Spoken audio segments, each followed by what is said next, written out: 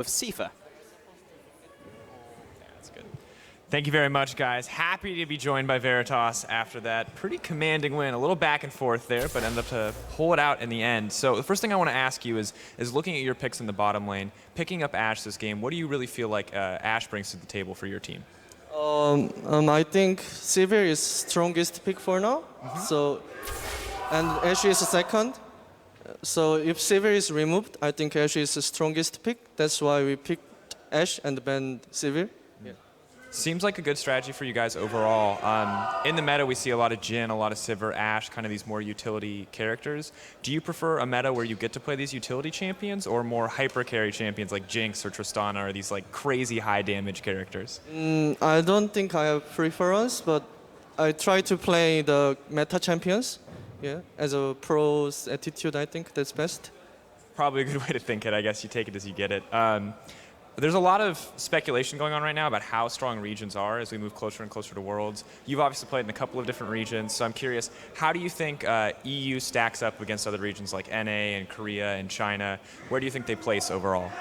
I think, I'm not sure because I don't really watch NA, LCS, and LPL like recently, but I think EU is getting stronger every years, so maybe this year EU might be really strong in like World. Yeah. I mean, I sure hope so. Casting it, you always got to kind of root for your own region, right? And the last question, you guys have such a huge vocal fan base, so many cosplayers here today. Does that make it easier for you to get up and play on stage knowing you have so much support? I think they help us a lot, like because we kind of feel better. How to say? They make us play better, I think. Yeah. Yeah. So like I feel like it's a really amazing thing to have good fans on the stage. Yeah. I mean, a really good thing to have. Well, thanks for taking a few minutes to talk to me, man. Congrats again on being able to tie up that series overall. But we're going to toss things back over to the caster desk to announce your player of the game for that first match. Thank you very much, Sifa. Well, you heard it. Europe World Champions in 2024. Or is that a little steep? That's a little early, isn't it? 2024? Yeah. I mean, if League's still high peaking right there, maybe. We'll see. Maybe like we're the only region left that's still playing. Yeah. gotta make well, we did it Europe in the great beginning, again. so we can do it at the end. Yeah. Close it out. In any case, he talked about the fans. Just quickly want to say we saw the manager there, Romain. He has his hair in pink. And apparently they've only gotten a 1-1 or a 2-0. Since he had his hair like that, he did have to dye his eyebrows back to brown. Apparently, his mother told him to, or he couldn't come in the house. But at least it's helping. A tie again in this one. Let's talk a bit about the early game once again, so as like it was messy. For this segment, we'll have like 3 replays, and they'll gradually get more positive. But it starts off very sloppy. So the first fight, it's around 12 minutes into the game, and it's just a myriad of missed skill shots. So it starts with Fevin defending his tower. Then the fight ends, but for some reason, the fight's still going to continue because his arrow comes out. Look at Hylissang, dash in, misses Q. Right here. It's like, oh, Fevin would have died here with all the following damage. And he goes, no commit. Gaps is like, you know what, I'm going to taunt flash. Miss. Then Spirit hops over Veritas, trying to finish him. Veritas gets to survive for much longer, and that ends up in Gamster dropping down. I really like the way Exile plays this fight, because he's really aware of the finesse that goes into Anivia. Like, he's not afraid to flash in, has really good wall control too. We lost the end of this replay where Gamsu actually, or was it Chachi? The Gnar goes in, fails his ultimate too, so that's another fail. So it was Vizichachi in this case. So that was a super sloppy fight. Yeah. So, but I was getting ready for an absolute murderous bloodbath, but then the game kind of slowed down. Yeah, it did. And did it get cleaned up as well, or did you see mistakes then in the macro game instead of in the fights? Yeah, taking a little bit of monopoly here on the desk because stress was on the other game here.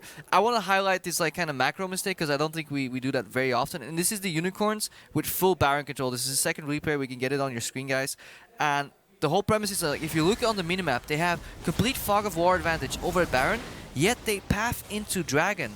Like, Fnatic right now is so happy that the Unicorns are doing this because they can actually fight them. Look, Fevin has access from the left side, and the Unicorns get zoned out.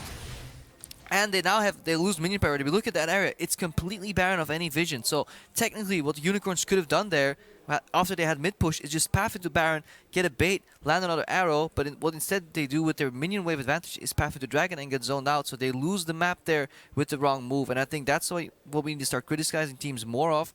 Because if you do this on the stage like against a good team, like you can't afford to make these mistakes. Apparently, though, there's no team that actually punishes any team for it, or? Yeah, I mean, we don't know, because right there, if Reckless doesn't face check right after and gets hit by an arrow, then the game could have looked entirely different. Because Unicorns, ironically, a minute after this play, take Baron. Yeah, we have to talk about that though. Reckless, after being player of the game last game around, just getting caught out so many times. I mean, was it the circumstances? Did he feel like he had to force something here, or? I mean, from what I could see, it was a couple of arrows kind of catching him astray, a couple of picks out using the Anivia as well. So those were just good.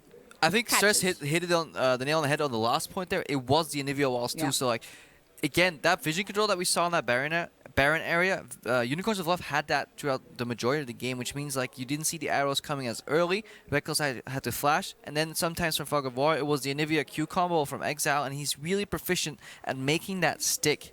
And that's honestly what Unicorns were doing well. They were making better picks and punishing Fnatic for not having the best map control. And I really liked the way they did that. I just wanted to scrutinize them just a little bit. Hope they optimize it. Yeah, maybe they watch it and they improve for next week. Also, you wanted to take a look at the final fight, because obviously we don't only want to rag on the Unicorns of Love. They did great. The game. They have a lot of phases just like this. Arrow comes out, follow up, chain CC. Like, look at this fight. Hylissang has his Braum here into Ezreal. Guess what he's gonna do? Block the ulti, peel for Veritas. Somehow this guy managed to survive so long. He's now dragging 2 members to try and finish him off, whereas he should have been dead already.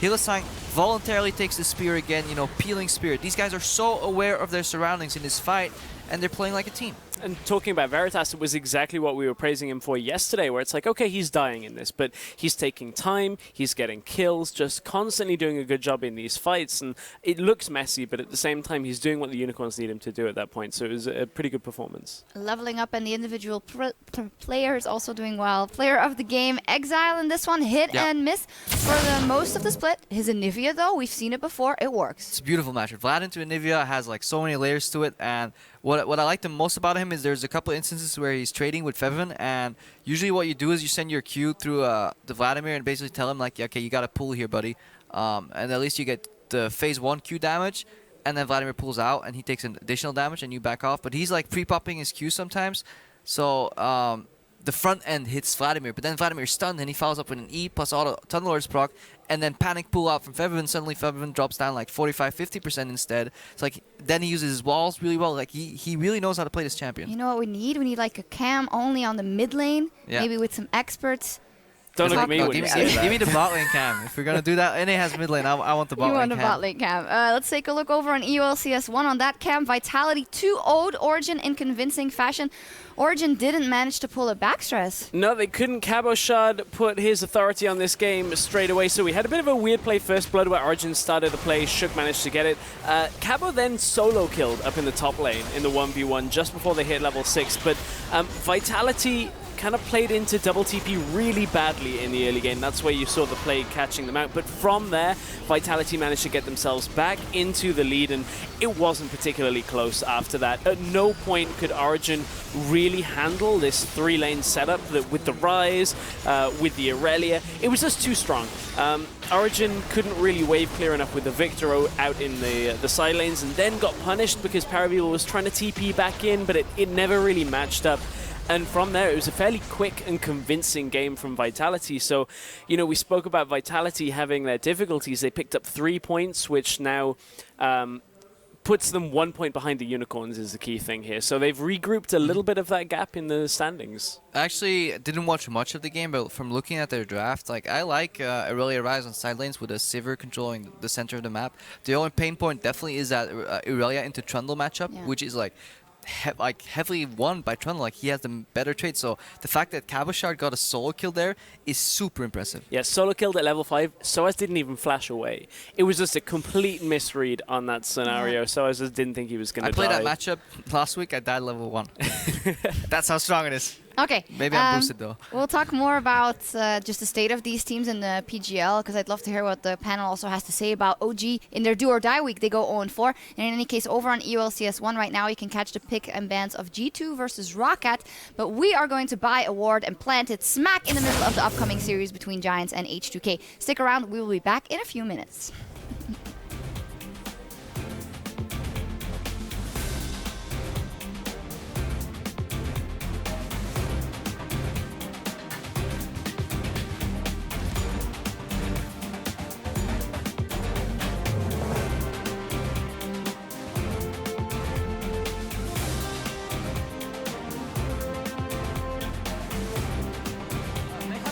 bit careful here. Finally, Spirit will finish him up for first blood. Nice takedown. Oh, the Spiraling tanking up the Javelin. True shot barrage and the swipe for the kill. Spirit no flash. Move will hit him with a cocoon. Oh my Spirit, god, Reckless he is may dead! just go down here. Feathervin is trying to help out, but yeah, Reckless just died in the sidelines as well. Feather will go into the Sanguine Pool. Always feels like he has to fight here. He comes back up and instantly goes back down. Yellowstar and Gamsu, there's just nothing they can do. Nexus turrets are falling, and Unicorns are close in onto the Nexus.